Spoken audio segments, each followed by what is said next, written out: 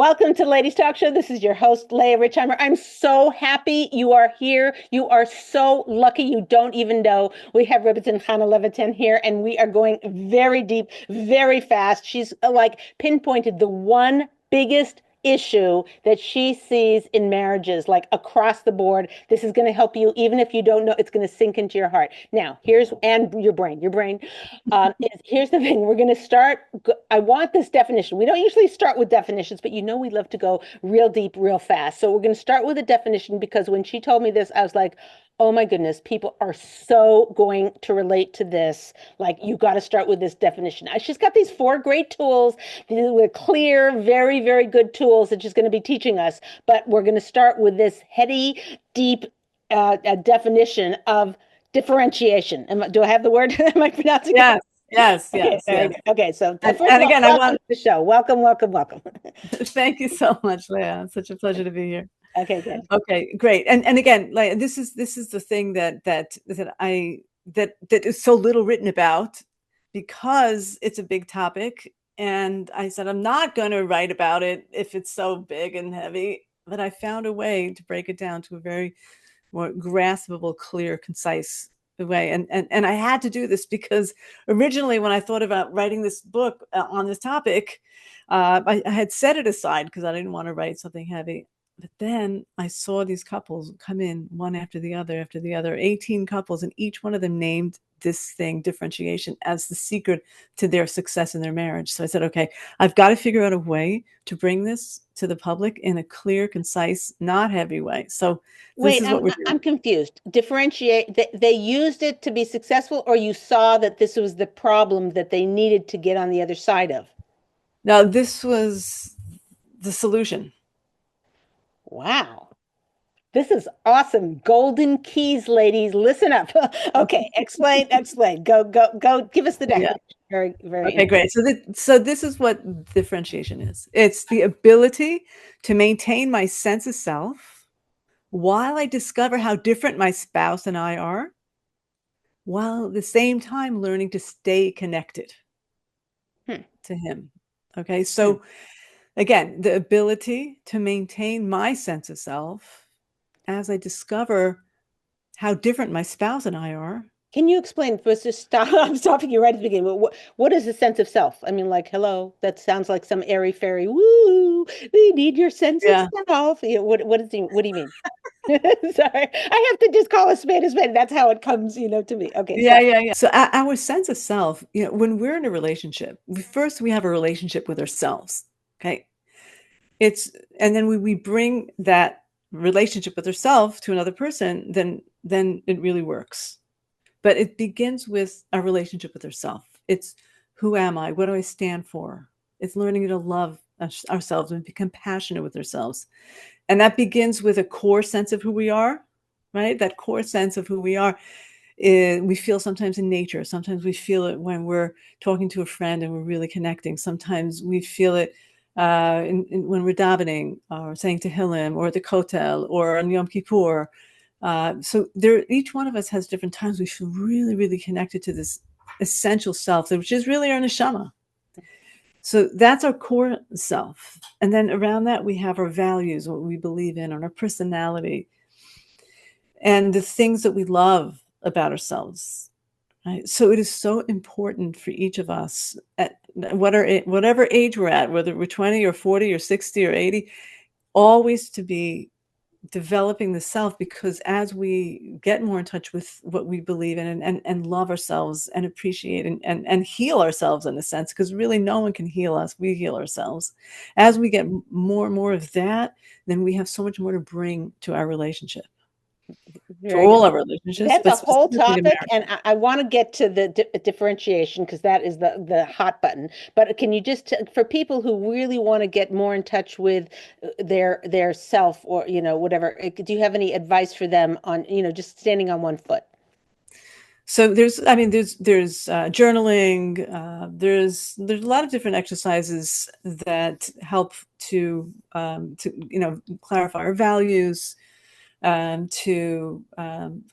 I love people journal oftentimes when we're fetch, I call it the fetch journal, right? It's like, oh, this is annoying. And this is what I love is a clarity journal. When we're feeling good, when we're feeling clear, and we had a breakthrough, that's when we want to write. When we hear an idea in a podcast, or we hear we're reading something and it really makes sense, to write that down. And then we have a whole section in our journal of clarity, right? So yeah, so this is how we do this, affirmations, saying positive self-talk. This works, right? It's when we speak positively to ourselves, it really affects us. When we speak negatively to ourselves, and again, as women, we do have a tendency to have that strong negative voice, and and that negative voice, by the way, is not our enemy. It's just it's the way that there's a part of us that tries to help us to get better, and it thinks by beating us up, that's how we're going to get better. But we just have to take that part and say, thank you so much for trying to help me. Thank you. I love you.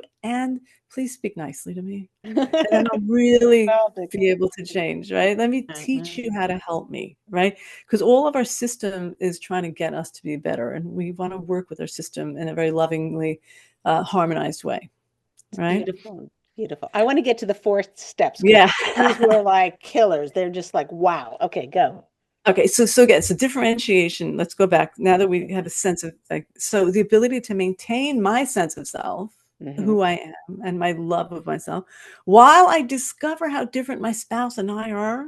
Because when we start to, not, and I don't just mean newlyweds, I mean, as we get along the way, along the road, right? I'm married 36 years, right? But sometimes there are these moments of like, what, you think that way? That's like, how could you have that opinion of this person or this idea or whatever, but again, it's being able to maintain my sense of self as I discover how different we are and still feel connected, right? Because when we feel different and we see how different we are, whether it's personality or gender differences, whatever, it makes us feel distant. And differentiation is the ability to stay close to oneself and also to stay close to our spouse, so that, right? It's both. Is it kind of like boundaries? I'm a little. It's connected to boundaries. Yeah. Of course, it's totally connected to boundaries. Yeah, and in the sense of this is when I can hold on to who I am, then I can get close to you. But if I don't hold on to who I am, I'm threatened by you, or I lose myself in you. Yeah, wow. And then I can be close, So right? you're defining the ideal, and now let's find out what are the 4 breakdowns and the strategies around them. Yeah, exactly. Right. Because naturally, we don't just differentiate, right? When we get married and we realize how different we are, we've got 4 knee-jerk kind of reactions, right? No, the most common 2 are blame my spouse. Like, we were getting along, everything was fine, we were so connected, we were on the same page, and now you're acting strangely, and I'm going to blame you and change you, and I'm going to have to change you to think like me. Okay, so that's the first, what That's I call not just road. newlyweds by the BT dubs, by the way. Hello. Yes, Like every yes, day. Yeah, thank you. exactly. Okay, okay, good. Okay, so that's a very common thing. The second common thing that we do, a reaction to, and I call this these are all roadblocks. They stop us from moving along in our road. The second reaction is blame myself. These 4 things are roadblock. We're having questions coming in. But look, maybe give them all over and then we'll take the questions. Okay, sorry. Okay. Okay, Okay, great. So the second roadblock is losing myself, is blaming myself for everything, right? And it's something very common that as women, we sometimes we'll take all the blame. It's all my fault. We're not getting along. It's because I'm this, because I'm that, and beat ourselves up, or lose ourselves. Well, he must be right about everything, and then we can't hear our own voice anymore, and that doesn't lead us to closeness either, right? Eventually, we're going to snap, and right. So that's the second thing. All right. A third roadblock is, you're supposed to make me happy. You're supposed to heal me. Right. And giving our power away in that sense. No one can make us happy. Right. We can make ourselves happy. If our spouse can collaborate, that's what we're here to collaborate. But again, it's a dependency on, you're going to make me happy. And the fourth roadblock is withdraw and cut off. Oh, we're so different. I can't believe you think that way. Oh, I don't want to be close to you. I can't be close to you. Ugh, ugh, ugh. Mm. Mm. Okay, so we heard Wow. these four roadblocks. Can we take, is it okay to take a question? Yeah, let's take a Okay, fine. question. Okay, good, good. Okay, very great points, and I feel like all very relatable. Thank you so Mhm. much, Hannah. Yeah, Okay, so thank Tammy's you. asking, I feel like I had to stifle my personality a bit since I got married because otherwise my husband and my personality would clash. Mm, What's the balance of toning it down and not feeling like you're losing your own personality? Mm, beautiful, mm, beautiful, beautiful. And again, when we get married, we've got these. We do have two personalities, and it's a whole the dance. And how do we work this out? And the interesting thing is that nothing prepares us for marriage other than marriage, right? That's how we learn how to be married. wow.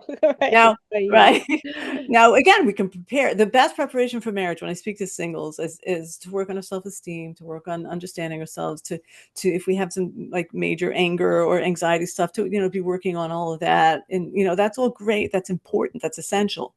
Mhm, And when we get married, all of a sudden there's this other person, and until we're in it, we don't know how to do it.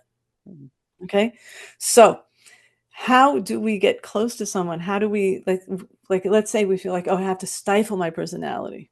Okay, the first thing we do is, wait a minute, I like me, I like my personality, and my personality is good. And who is my husband? Let me get to know him. What is his personality? What's going on? And where is this clash happening in our personalities?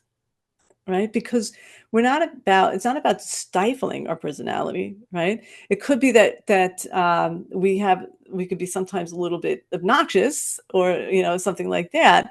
And in that sense, we all have to learn how to chill out and be nicer, or maybe not come on as strong. Or sometimes we might take up all the space in the room and all the space in the relationship, and it might feel like we're stifling, but really we're just pulling in a bit and making space. mm, Okay, so we want to just check out what is it in her, and what's going on in our personalities. Now, there are situations where a therapist is necessary, because maybe there is something, an idea coming from our spouse, there's an energy coming from our husband that like we can't express ourselves. Like, that's an extreme thing that really demands therapy, couples work.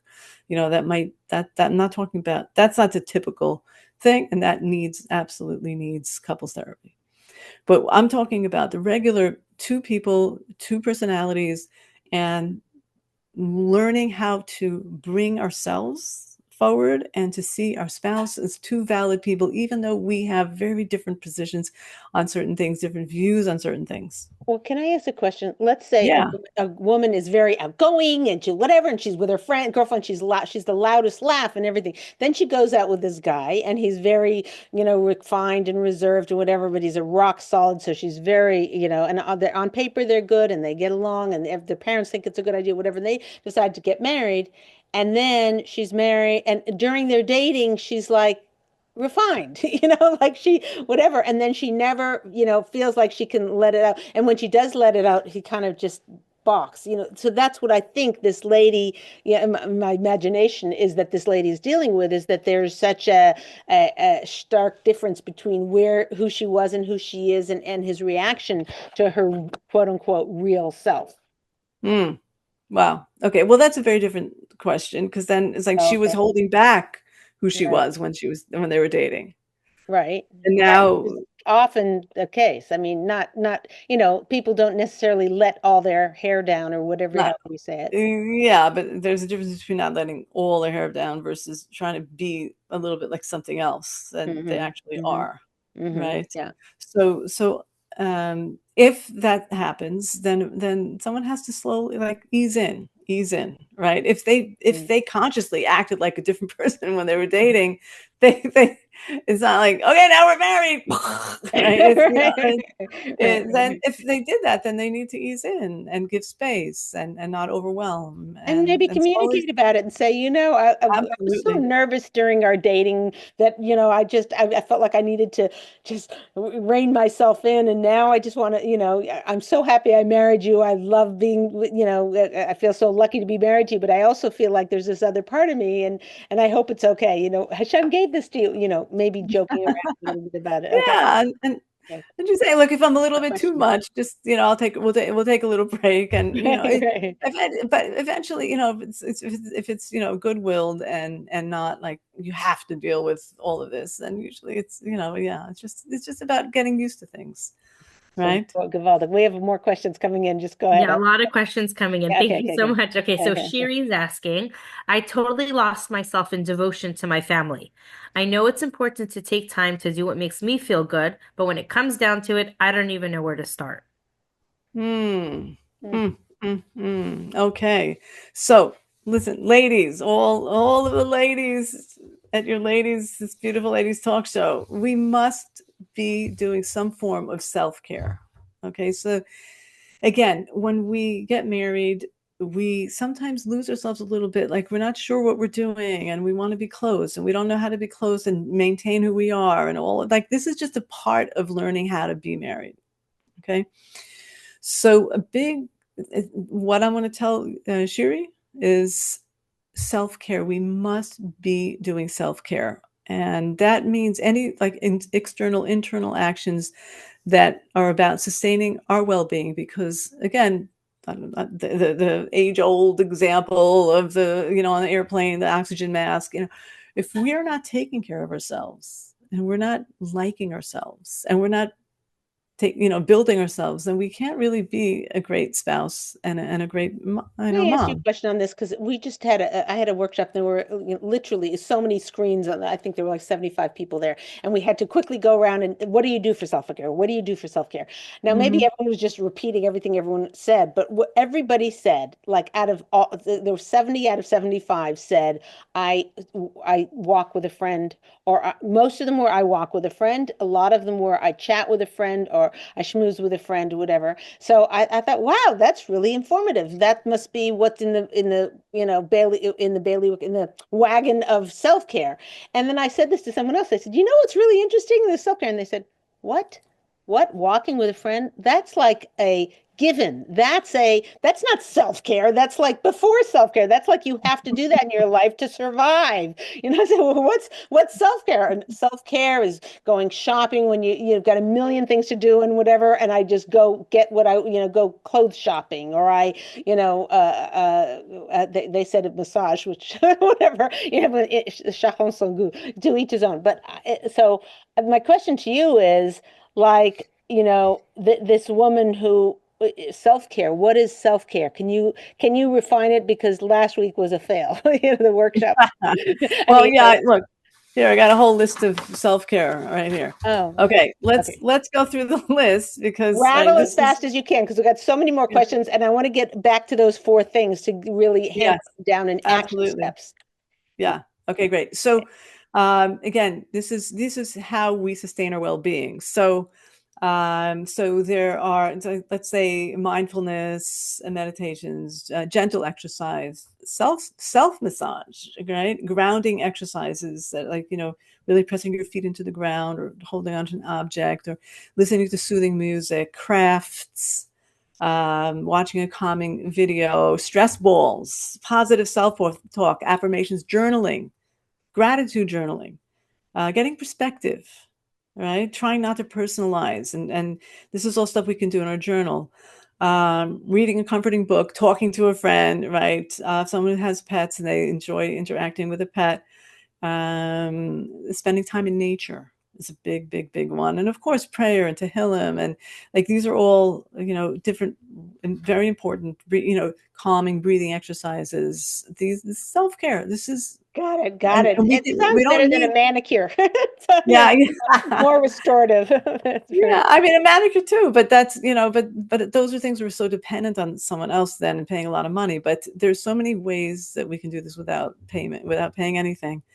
But And someone did say coloring with a coloring book, like coloring, yeah, and that's painting by numbers wow. now. A lot of see a lot of people into, yeah, Yeah, that's painting by great. numbers. There's all sorts of ways that we can calm and take care of ourselves so that we feel full, right? And because children drain us, whether they're 2 or 10 or 18 or 27, but they can, they take a lot. They can take a lot out of us, and we want a lot to give, and we want a lot to give to our husbands because they deserve that much.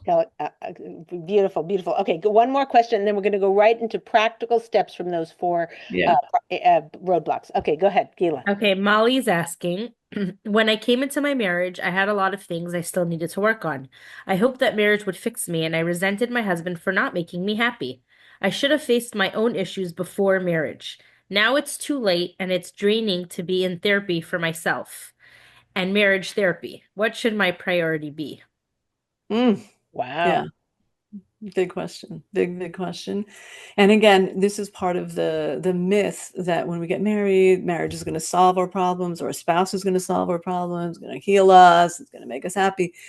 Again, no one can make us happy. We have to take full responsibility for our happiness, and then our spouse can collaborate with us and add on to that. But the basic work is ours.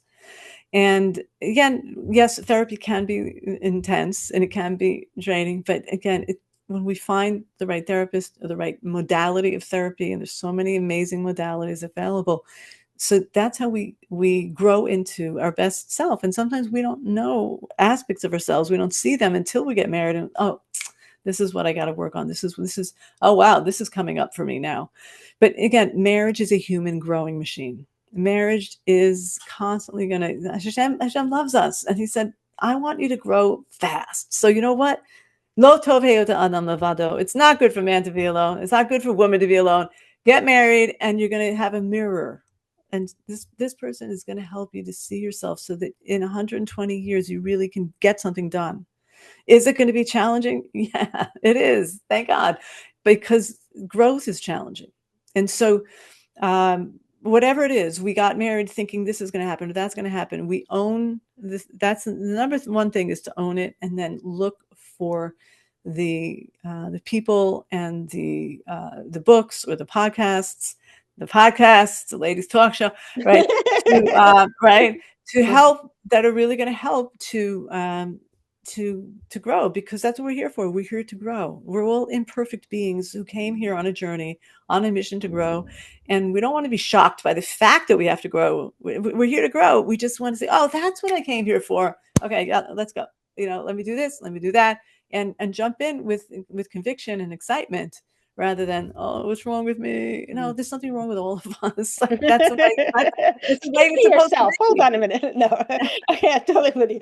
Gavaldic. Okay, sorry. Yeah, let's go right to the 4 action steps from the 4 things. Okay, great. So instead of blaming my spouse, Oh, wait. right? Number 1 was blaming your spouse, right? Right. Okay, So number one is the first roadblock, because marriage is like a road trip, right? And my book is called "Are We There Yet?" So we're on. It's about the road trip. We're By the getting. way, we'll have the link somewhere so you can click right on it. Are we there yet? Great title. Whoa. Okay, it's good. All right, go ahead.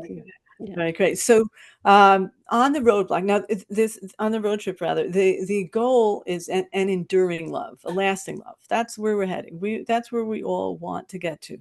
Now, what happens is when we get married, we're fused together. We're like, everything's going to be amazing. Oh, it's going to be so easy. Oh, he's going to meet all my needs. This is amazing, right? So whether we feel infatuation or we just have a lot of expectations, we all hit stage 2, which is the wake up, which is like, uh-oh, wait a minute. He's not going to meet my needs. He's not everything that I thought. We're so different. I thought we were the same. And at that point, we either hit those roadblocks that I mentioned earlier, or we go into differentiation. And differentiation is the key to success. And as I said, those 18 couples that I interviewed, each one of them named differentiation as the key to their success. Whether they you knew the interviewed word. 18 successful couples. Correct. Oh, I see. I thought you were digging for, okay, interesting. Okay, fine. Yeah. No, I said the world needs role models. Many people have never seen a good marriage. Let me get some people who can really talk about if something difficult they went through, and then how they got through. So everyone's talking about a difficulty with in-laws, or anger, or addictions, or a difficult child, or whatever. And everyone's talking specifically about something difficult. We just need the guidance, but that's why I included all the couples, because if they're not Hollywood couples, it's not fairy tale. Each one of them went through big stuff, and they talk about it. One of them had a beautiful couple, and they had a beautiful relationship. And then their first child had cerebral palsy, and he shut down, and he almost left. And he said, I almost left my wife. I almost left my daughter. And that's one example. Or just, there's a lot of just chinuch issues, and they're fighting like crazy because they have different shitas, and how should the baby cry or not the baby cry, and like how they work through that. Or, this guy turned out that he was an alcoholic, and he didn't even realize it. And, like everyone's talking about something, big anger issues, in-law issues. Of course, the in-law issues and the anger and the addiction stuff, and those are anonymous couples. So half of the couples are anonymous and half of them aren't. The couple that I cried the most with is they both went through severe childhood abuse. And the way they built themselves and the way they built their marriage, you just read this, you just want to hug this couple. They're just so yummy.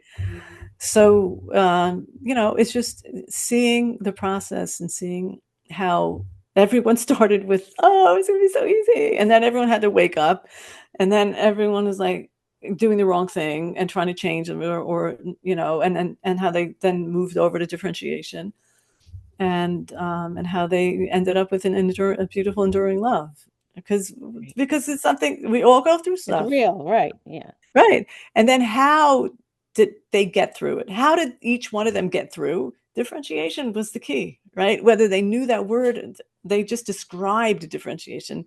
That's why I said, okay, I wasn't going to write a book on differentiation, but I have to. Now I have to, because each couple used differentiation for the success. Okay, so how do we use it on this blame thing? Let's start with number one, and we got to go boom, boom, boom, because we're out of time. So, great. Okay, what's number one? You're blaming your husband. How do you use differentiation? So differentiation is responsibility. I take responsibility for my reactions. I learned how to self-soothe, which is to regulate my emotions. Okay, and how do we self-soothe? Good luck with that, ladies. Okay, how do you? No, why not?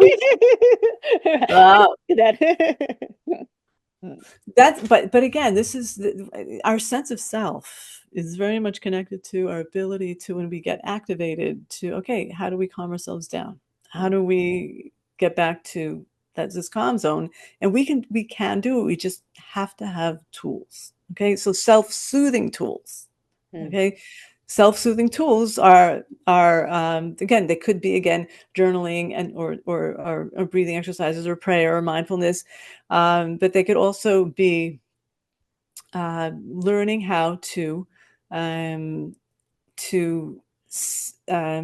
reconnect, to take time out, to take a step back. When someone comes at us with anger, right? Our natural tendency is to feel it and to get angry back. Okay. If someone comes at us with anxiety, we feel activated. The ability to breathe deeply and to hold on to ourselves and say, okay, hold on, I'm going to just hold. And then we can say, if our spouse is angry, and say, I see that you're upset. I really want to know why. I want to understand you. And it's hard for me to listen when you're active, when you speak to me that way. So do you want to speak about it later? Or if you could speak in a calmer way, then I can hear, but I want to hear you. Right? That is differentiation. I'm maintaining my sense of self. I'm calming myself down. We don't have to attend every argument you're invited to. That's what that's all about. Right? We don't have to go there. Right? So self-mastery, marriage mastery begins with self-mastery. And that's what number one is. Number one is taking responsibility for our reactions, getting a whole list of or a toolbox of self-soothing tools so that we can calm ourselves down and then show up in a relationship. Okay, so that's one. Okay. Now, what's with two? The second one is, what was the issue with? The second one is lose myself, blame myself. It's all my fault. Right? For that, we need self-validation. We need to work on our self-esteem. We need to remember that we are a beautiful neshama, each one of us. And because we're a neshama, right? Rav Wolbe says, we learn from Tehillim, Perek Lamed, that a synonym for neshama is kavod, right? And he brings the pasuk in Tehillim, in Lamed, in Parak 30, Lamed, Ken yizamercha kavod, right? The pasuk says, Ken yizamercha kavod, in order that kavod should sing to you. What does that mean, kavod should sing to you? In order that the neshama should sing to you. So David HaMelech uses the word kavod interchangeably with neshama because they're one and the same. Wow. Wow. We are kavod. We don't have to prove our value. We are value. And as women, we have access to that neshama. We have access to calming ourselves down and connecting to our ruchnius. So that's, again, self-validation. Instead of blaming myself for everything, we work on building our self-esteem, and again, whether it's affirmations, whether it's, like sitting with our neshama and having a moment with or saying Tehillim and internalizing, the pasuk of Kahar Tzion, right? Abotchim b'Hashem, Kahar Tzion, right? Those who trust in Hashem are like a mountain of Zion, lo yimo, cannot be moved, right? I that's one of my mantras, right? That's one of my affirmations. That pasuk of just, right? We can be like a mountain if we trust in Hashem. We're like a mountain. It's beautiful. That we can't be moved. And so if our kid is having a tantrum, or our teenager is having a meltdown, Kahar Tzion. Okay, so 3 is dependence, where you're supposed to make me happy, you're supposed to heal me, and the solution of differentiation is inner happiness. I find ways to cultivate my inner happiness, and then what you do is nice, is an addition, right? And yes, thank you for being there for me. I was having a hard day, but I don't depend on you for my happiness. I can't depend on anybody, right? With Hashem, right? And very good. Okay. Number 4. And number 4 is, instead of we're so different, withdraw, cut off, avoidant, it's let me learn how to show up and communicate and maturely express what is going on here. Okay, so those are the 4 things. And in the book, wait, hold on. The last one, I didn't get the last one. Can you say the last? So instead of withdrawing, or we're so different, oh no, I can't be close to you because we're so different, and then distance, withdraw, and cut off, it's, oh, we're so different. Let me communicate about that with you. Let me, instead of running away, let me learn how to tell you. It's really hard for me that lean in, right? Lean in. Just like, it's hard for me that we don't agree on this, or we don't see eye to eye on this. And it's a part of me that wants to just run away, but I don't want to run away. I want to be close to you. And let's talk about this. Tell me more about it, and let me try to understand you without running away. Where can people get your book? So it's it's available on Amazon. It's available in Israel in the bookshops. It's also in Jewish shops in the States, and not sure exactly where else yet, because it's just fresh off the press. Ladies, don't you feel like that you want to deep dive into this stuff? This is like the key, the golden key to shifting from whatever stuff that is holding you from closeness to your husband. These are 4 brilliant keys. And also keeping in mind, walking around with differentiation as your goal, as where what you're trying to accomplish that in itself is a huge gift. So, but you really want to dive deeper. Rebbitzin, it was wonderful to have you on the show. Any final words of homework for people, something they can do in the next 24 hours or this week, one piece of homework that will bring them closer and that will help them to cement this concept of differentiation in their hearts and minds? The key is taking a deep breath, giving yourself a hug, and from that hug, looking at your spouse and seeing his beauty, seeing his neshama, and just holding on to closeness, the hug from ourselves, and then holding on to him. And that is where real connection happens, where we come from our love, our self-love, and then we're filled, and we can embrace him, even though there are things we don't understand about him. We might not like this or that about that. That's okay. That's like, we're not perfect. We don't like everything about ourselves, right? We're not supposed to like everything, but we love him. We love him, and we love ourselves, and that's where the connection happens. Beautiful, beautiful. Thank you, everybody, for being with us. Thank you, Reverend, for being with us. Hashem should bench each and every one of you. This is Leah Rich. I'm the Ladies Talk Show, and we will see you next time. Thank you. Thanks, Leah. Thank you.